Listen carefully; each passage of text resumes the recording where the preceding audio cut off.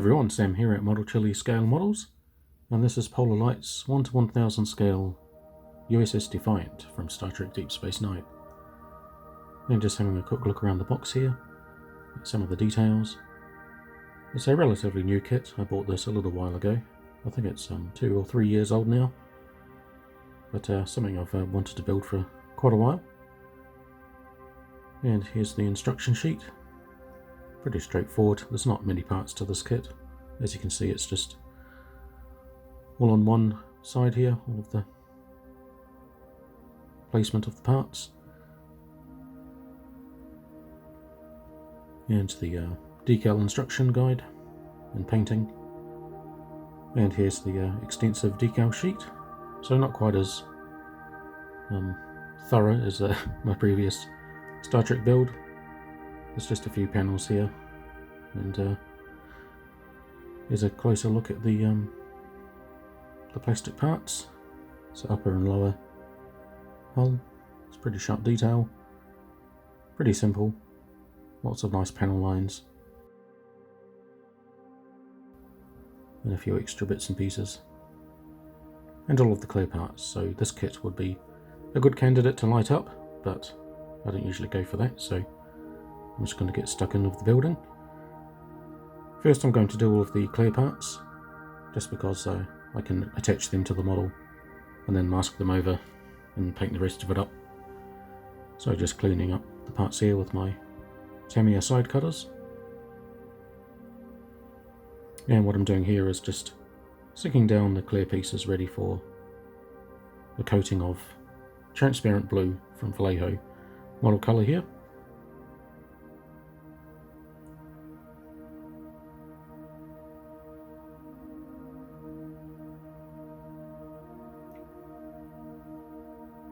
Just a nice medium coat.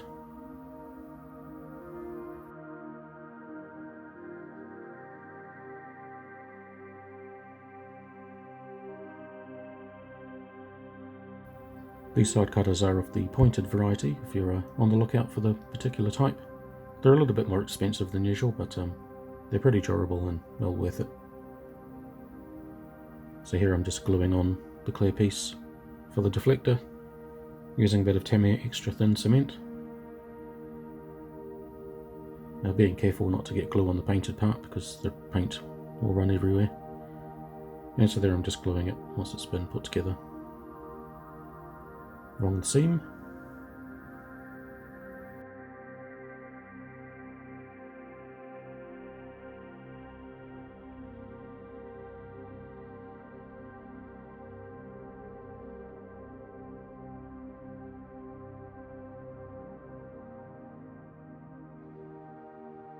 And now putting both halves of the hull together.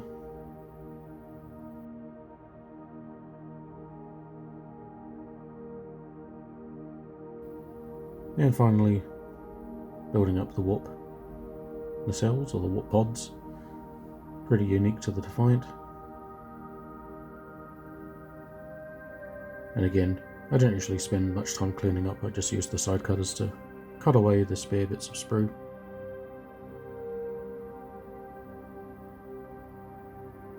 And here go in the phaser bits. They're moulded in clear for some reason. I think maybe you could light them up, but I'm not sure. But I was just intending to paint over them anyway, since they're just dark grey on the actual studio model. Yeah, putting the final piece of the warp nacelle together. And now just using a bit of 400 grit sandpaper, I'm just sanding away the join of the two parts, just to get rid of that seam. And along the hull there, I just want to make that seam as invisible as possible. Want it to be nice and clean and flat. And using a Tamiya scribing tool, just rescribing this line that I've sanded away. You don't need to go too deep.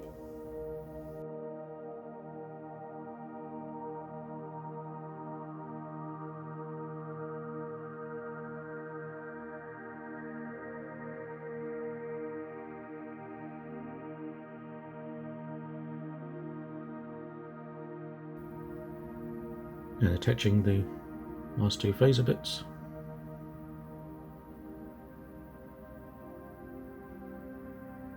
And a few more details.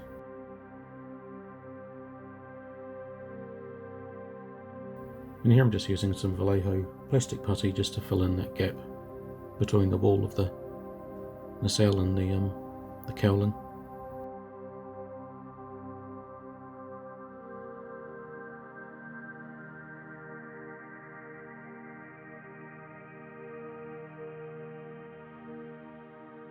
And once this has been applied, I just wipe away the excess with a cotton bud. And here I've just used a bit of blue tack to mask up the transparent pieces. And then I applied a coat of Tamiya fine surface primer to the whole kit before applying the base coat of Vallejo Model Air Russian AF Grey Blue 71338. Which is really hard to tell because it's basically the same colour as the primer.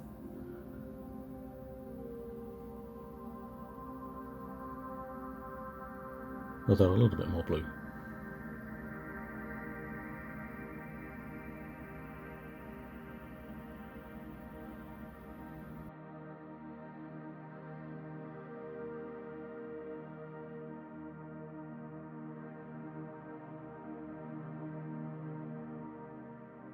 And again, just using the base colour of the grey blue, and then hand painting the base colour onto the facade collectors.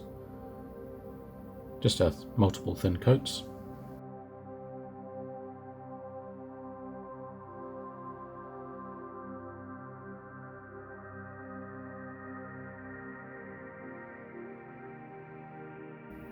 And the satisfying part of removing the masking.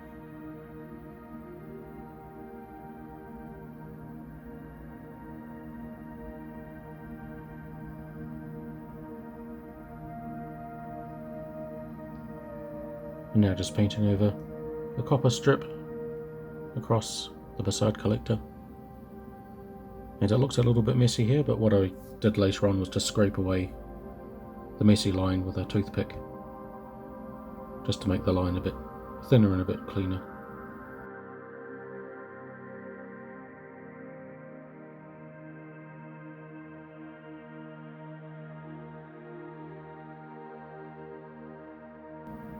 Now just attaching the rear of the wart nacelle.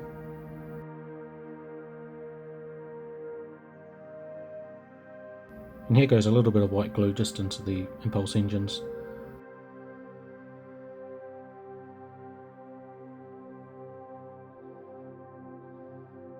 And finally the facade collectors, which were actually quite difficult to snap in place, but they got in there eventually. And I gave the whole model a coat of Tamiya clear before starting to apply the decals.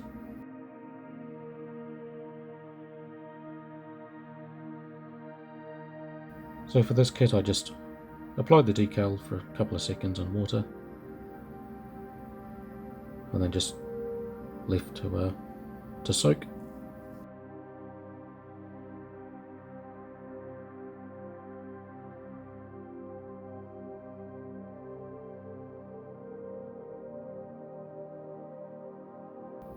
And then using microset, which helps soften the decal and helps it set in place. And you apply the microset before you put the decal down.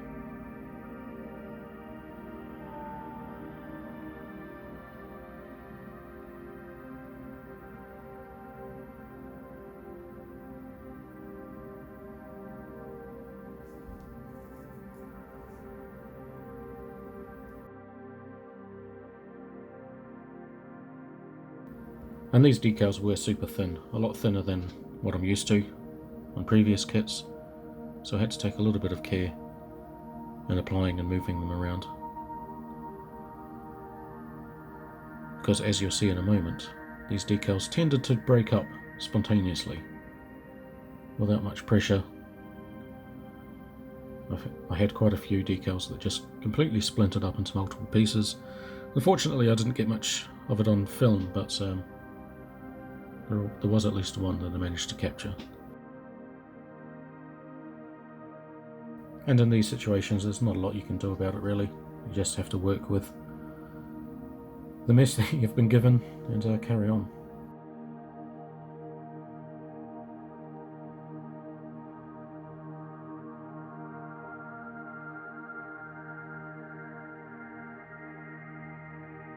So you're just using tweezers just to place the decal in the right position, which is always a bit delicate.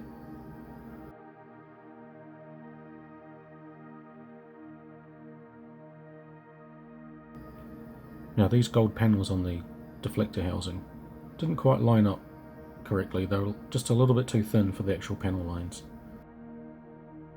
As you can see a little bit there towards the top, there's just a little bit of a gap between the decal and the panel line. Now here, I was just using no force whatsoever and just bang, it just completely split apart on probably one of the most prominent decals, so that was a little bit annoying. But just a careful little tweak, and you'll never know it was there.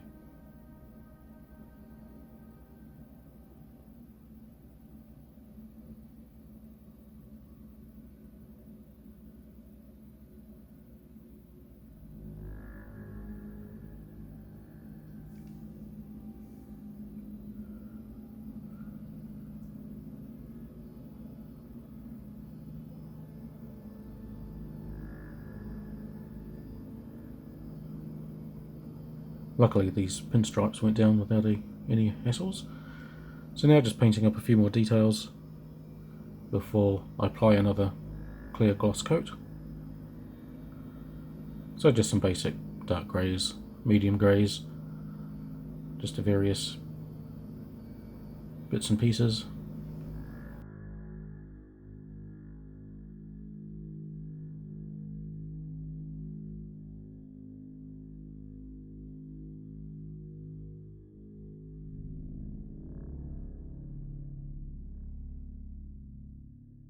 I was referencing the studio model quite a lot.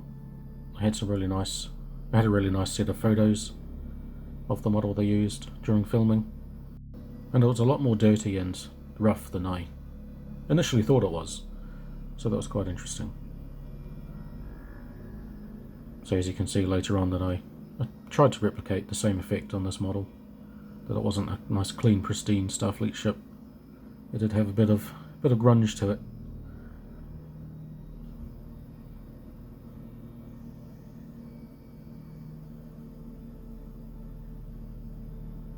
And these panels at the back were sort of a metallic red, just to simulate the lack of lights. So I just applied gun grey first.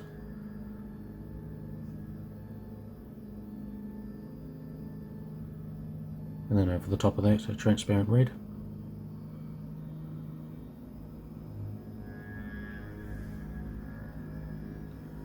Add a bit of copper to the details at the front.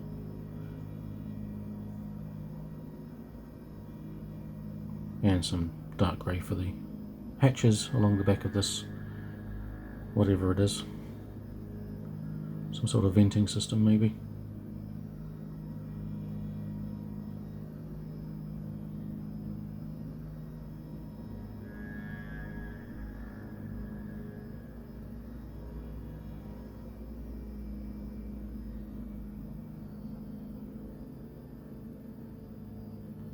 And so now I'm applying the Vallejo Model Wash Blue-Grey over the entire kit. I just want that real grungy, beaten up look without actually applying any battle damage. So I don't want it to look like it's been through a battle, I just want it to look a little bit dirty and a little bit used. So I'm just roughly applying this over the whole kit initially, and then I'll just let it dry and clean it up once it's mostly set. And this helps to give the Defiant a bit more of a bluish tone, which I really think the decals lacked. Comparing it to the studio model, it needed to be a lot more blue than what you see here. So this wash really helps with that overall effect.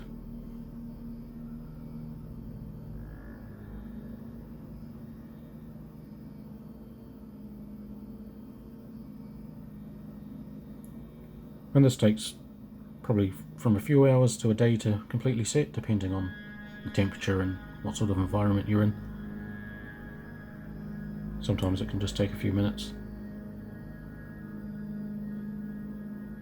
But you don't want it to completely dry and harden up because it's really difficult to clean up afterwards. And so here I'm just using a cotton bud to wipe away the harsh lines and the puddles.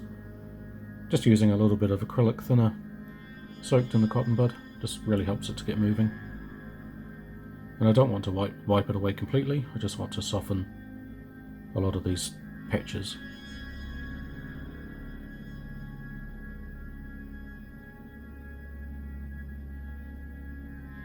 And I applied the process about 2 or 3 times, just layering on top of each other just to really build up the blueness and the messiness.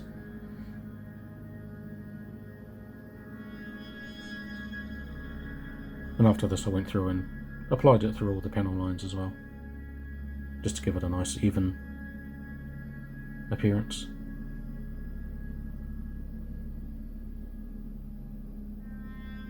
There's definitely a bit of trial and error involved in this process. You just got to settle on what you think looks good. Sometimes it can be easy to go too far, or not far enough.